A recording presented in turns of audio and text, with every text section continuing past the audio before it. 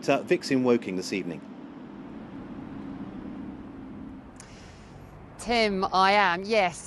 Every MP in Surrey at the moment is Conservative. There hasn't been a Labour MP here since the 1960s. There's only been one Liberal Democrat MP. But we're told that there will be a battleground in Surrey over the coming 6 weeks. One of those could be Woking, where I am now. Those buildings behind me give some indication of what's happened here. The current MP has a majority of 8,000, but what's happened locally, at a very local level, does seem to have impacted his popularity. Now, the Liberal Democrats are targeting several other areas as well. So let's look at Esher and Walton, around 2,700 majority. Even Surrey Heath, Michael Gove's constituency. If they lost that, it would be huge. Is it likely? I've been finding out. The sounds of Surrey. BBC Radio Surrey. A journey across Surrey this morning dominated by one big story. 4th of July, general election. What's the campaign look like here in Surrey? What can we expect in the coming weeks? Every constituency in the county currently has a Conservative MP, but several are firmly in the sights of the Lib Dems.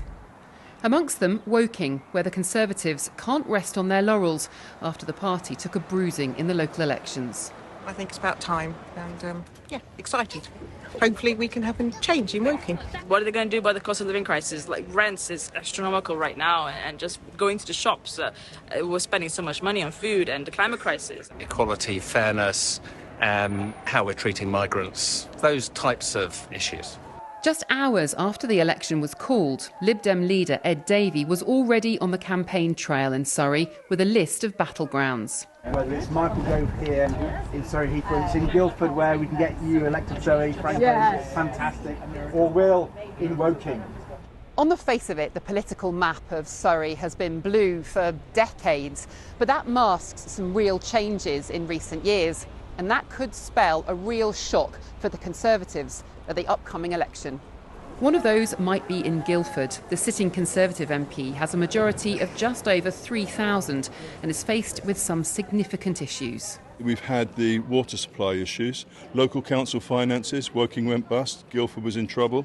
Martin Giles is editor of the Guildford Dragon News website. And there are two big hitting Tory party members here, Jeremy Hunt and Michael Gove, who could be in trouble. In fact, Jeremy Hunt, when I interviewed him a couple of weeks ago, said that he felt he was the underdog at the moment. So that'll be interesting to see how that plays out. And a poll showed that up to 5 seats in Surrey could go to the Lib Dems.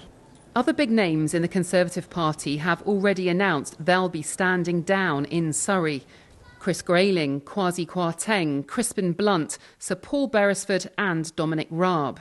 If local issues come to the fore in this general election, then again in Esher and Walton, in Guildford, possibly in Woking too, the Lib Dems could put up a very strong fight so that our true blue Tory county might actually have something of an orange fringe. Time is ticking until the future of Surrey's constituencies is decided. Victoria Hollins, BBC London. Well, for a simple guide to the general election on July the 4th, do go to the BBC News website or news app and tap on Election 2024. There's useful information about the ID you'll need to vote, what happens if you're on holiday on election day, and there's also a chance to type in your postcode and get information about your constituency. I've tried it. It works very well. Other news now on the murder of Jonita.